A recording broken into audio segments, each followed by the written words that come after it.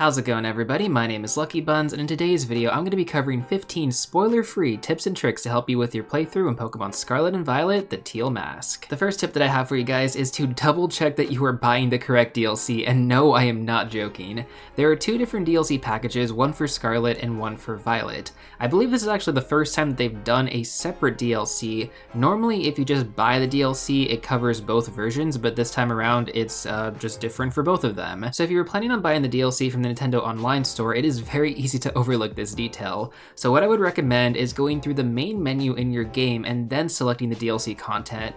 This way it'll directly link you to the right DLC. There are no refunds in the Nintendo Online store, so just make sure to double check before you purchase it. Now that you've downloaded the correct DLC, how do you actually start it? So you can actually start the DLC by talking to Briar at the Uva Academy. She's right near the front desk when you walk in. Now in order to actually get this DLC unlocked, you don't have to complete the main story, you just need to have started your treasure hunt. Now with that being said, how high are the Pokemon levels supposed to be on this DLC? So this kind of depends on where you are in the main game progress. For example, I already completed the main story and post-game content, so all of my Pokemon ranged anywhere from level 60 to 80 in the wild, as well as trainer battles. But if you haven't completed the main story, and again, you don't have to in order to access this DLC, but if you haven't done that, then your Pokemon levels are going to be scaled based on this factor. So it's purely dependent on how far along in the story that you've actually gotten. I've heard anywhere that, Pokemon levels can be from like 10 to 20 if you haven't actually beat the Elite Four. Now I can't really confirm this because I haven't done a playthrough on a really low level account, but maybe some of you guys have, and you can let me know in the comment section down below. But again, I would highly recommend, completing the main game first and then buying the DLC. Now I kind of just touched on this, but I would also recommend unlocking all of the right abilities, completing the Path of Legend storyline, because this is extremely important in order to explore the entirety of Kitakami. On that note too, you can complete the entire Path of Legend storyline with just one Pokemon in the early game, so yeah, it's totally possible to get this done and not even complete the rest of the main story. The next tip that I have for you is going to be in regards to completing your Pokedex. Again, if you've already completed like the main storyline and your Pokemon are scaled to level 60 or higher, this works significantly better, opposed to if you're doing this somewhere along the lines, before completing the main story. But either way, the tip here is to catch and evolve Pokemon as you go. So basically what I did when I was going through and completing my Pokedex is that I would consistently rotate new Pokemon into my party. So for example, in my first party slot, I would have Iron Valiant, and then in the other 5 slots, I would have any Pokemon that I was currently working on. Again, you could always use XP candy or rare candy to speed up this process, but I figured I was going to be going around the entire island anyways, catching a ton of Pokemon and just getting experience that way, so might as well just do this. And it worked out pretty well. I feel like it was a great way to get a ton of evolutions very passively. On that note too, most of the Pokemon that you catch in this game are native, which means that you don't have to do that many trades to get the exclusives. There's only like 2 exclusive Pokemon, which we'll talk about in a second here. But basically, you can catch most of these Pokemon in the wild and then evolve them with their specific evolution methods. Most of them are pretty normal, but there are some that, require evolution items or just require other things. But even some of the Pokemon that have more unique evolution methods, you can also just catch most of those Pokemon from Tera raid battles. Personally, I really enjoyed going through this new region and completing the Pokedex without any guides. Normally, I always have to look up so many different evolution methods, but for the most part, I was able to figure out everything. I think there was only one Pokemon that I had to look up how to evolve, and maybe I'll make a separate video going over that one, because that one was a little bit confusing. But anyways, there are 2 Pokemon that you can't actually I take that back. There's like one Pokemon that is really more of a version exclusive, so you would have to use these trade codes, and shout out to Austin John Plays for kind of pioneering this system, especially for a lot of players who don't really have anybody to trade with. All you have to do is just go and input these codes, and for the most part it does work. There are a little bit of some small issues along the way that I'll talk about here in a second, but overall, the more people that know about this, the better that it works. The upside here is that there's only 2 Pokemon that are version exclusives, so Gligar is going to be the version exclusive for Pokemon Scarlet, and then the Violet exclusive is going to be Apom. Both of these have evolutions. To use a trade code, you're going to type this one in, 0207-0190. That's going to be the trade code. Essentially, they're like Pokedex numbers, right, for Gligar and then for Apom respectively. You can do this, but you can actually get both of these Pokemon from raid battles, so you don't really have to do it this way. You can just wait until one appears, and you can always utilize the online raid battling system as well. But the one that I'm pretty sure that you can't get from raid battles is going to be Cramorant in Pokemon Scarlet and Morpeko in Pokemon Violet. The trade code for this one is going to be 0845-0877. This one was kind of difficult because more players actually tend to have Violet from what I've noticed.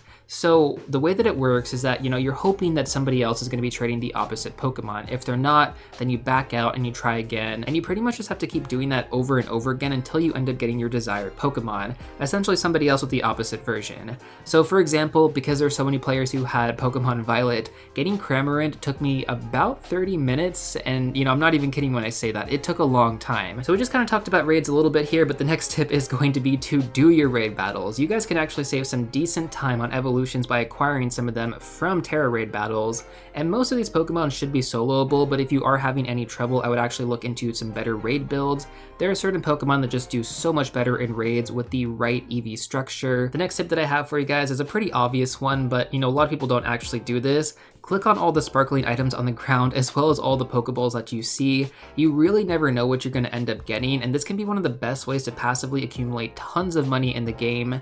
Even the Pokeballs on the ground can give you really expensive treasure items like nuggets or pearls. Next up, let's talk about the Pokedex Rewards. So with the new Pokedex to complete, this also means you're going to get more rewards for completing certain milestones on your way up to 200. Don't do what I did and wait until you complete the Pokedex to redeem these. I would definitely do it along the way, but again, that's just my advice to you in hindsight. The next tip that I have for you guys is going to be to auto-battle Pokemon you've already registered to the Pokedex. So basically the premise behind this is that you're going to have to collect more Pokemon materials in order to make some of the newer TMs in game, but if you're not auto-battling and doing this along the way, it's kind of like extra effort later on anyways. So if you're going through the game, you're catching all these new Pokemon, adding them to the Pokedex. If you get to a cluster and you already have all those entries, just auto-battle them and, get some extra materials while you're there. In hindsight, this is actually one of my biggest regrets when I played through the main storyline because I wish I was auto-battling more often just to get materials for certain TMs that I had to make.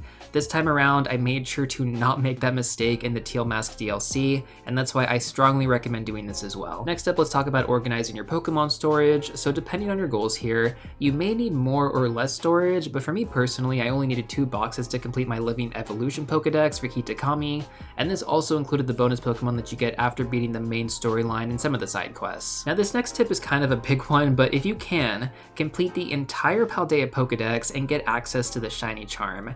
You're going to be going into this region with a brand new map to explore, and going in with your Shiny odds already boosted gives you a significantly higher chance of encountering random Shinies along your journey. Putting this into perspective, the base odds of getting a Shiny Pokemon is 1 out of 4,096. Now if you add the Shiny Charm into the mix here, it goes from that to 1 out of 1,366.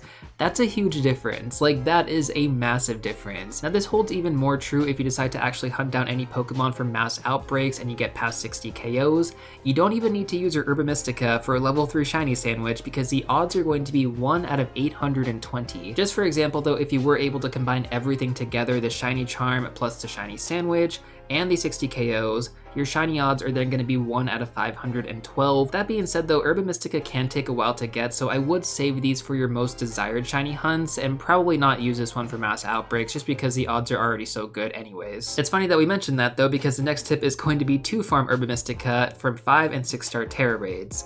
If you want the best shiny odds in game, you're going to have to be making shiny sandwiches with the level 3 boost. Completing these raid battles also gets you a ton of experience candy, which is going to help you level up all of your Pokemon to level 100. And additionally, on top of that, you're going to get a wide range of items you can sell or use on your Pokemon, so there's tons of benefits here. Just make sure that you're doing your raids. I mean, I already talked about this earlier, but specifically the 5 star and 6 star raids. This is really important because you can only get Herba Mystica from those raid battles. Not to mention, I believe like any event raids don't count. You can't actually get Herba Mystica from those, so it has to be raids specifically non-event, but 5 star and 6 star. 7 star raids also don't give Herba Mystica. The next tip is going to be more battle related, and the reason I feel like I even have to mention this one, or why it's such a good tip in my opinion, is because you don't actually have to battle anybody in this game outside of the people that you fight in the main storyline. So a lot of times players will just skip these battles entirely. Like, I pretty much did this the entirety of Pokemon Scarlet and Violet, like the main storyline, but you do not want to skip these battles. So there are going to be 7 of these clan members in total spread across the region. and the main leader can be found at the entrance of Kitakami Hall, and he's going to reward you with super good battle items for your Pokemon, such as the Choice Band and Choice Specs, and these normally cost 100,000 Pokemon dollars in the Delaware Present shop, so that's super expensive. So if you end up seeing any of these Ogre Clan members throughout your journey, make sure that you do the battles with them because they're going to get you a ton of cash or some really good items later on. Now I do actually have one more bonus tip for all of you guys, and that's going to be to build a really strong team of Pokemon, because the Pokemon in this region are going to scale with your main game progress. If you've already completed the main storyline and you don't have Pokemon that you've already trained up to level 100, you focus on their EVs as well as their IVs with bottle caps, you're gonna want to do this because some of these trainer battles can be kind of difficult, and if you don't have the right Pokemon for them, with the right movesets, EVs, IVs, etc., it's gonna be a little bit challenging, and you may end up having to do this anyways. So what I did before I started my playthrough is I went through and I EV trained some of the Pokemon that I had been hunting, previously, like some of the shiny Pokemon I caught, and then afterwards I maxed them out using the experience candy that I got from raid battles, and then finally I went and I hyper trained their IVs. That way they had the max IV stats, at least for the ones that were important. Hopefully most of you guys already know what I'm talking about here, but in case you don't, let me know in the comment section down below. Maybe I'll make an extensive video going over how to do this. This was such a process for me to learn myself. Anyways though, that's pretty much everything that I have for you guys in this video. If you're still looking for some more content, I'm gonna recommend these two videos right here, but before you go, don't forget to smash that like button, subscribe, and I'll see you all real soon in the next one.